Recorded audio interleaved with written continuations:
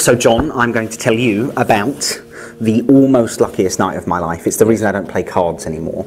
Any good gambler will tell you it's not so much the winning, it's the thrill of the hazard, just like Erdnay's taught us, that really makes it worth doing. Well, in this evening, that thrill was pretty big. I was 4 cards into a game, and I had some interesting players across from me, but we'll talk about more about them in a moment. To begin with, I'd like you to take that deck of cards and shuffle it. You can shuffle it however you want, whichever way you would like. You can even feel free to push it around on the table if you want, vent some childhood anger. That's it. Get really annoyed about not getting that BMX. You knew? I did. Good.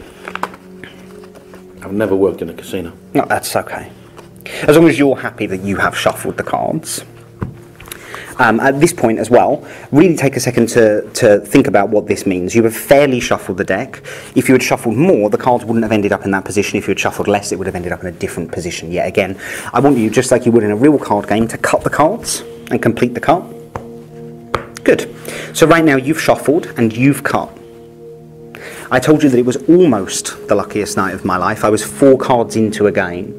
I was playing against one other guy, an interesting guy. He was interesting because he was well known for his comedy magic, and his name began with a J, and his last name began with an A, and people called him Archini. That was what was interesting about him. Yeah. So the problem was, the 4 cards that I got dealt, well, you can see there's one card that's missing that might have made this interesting. You shuffled, you cut. This is my card, this is your card.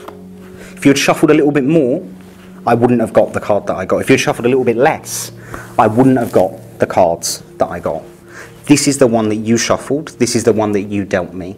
Hopefully your bad luck curse has broken tonight, and it won't just be a case of being almost lucky, but very lucky.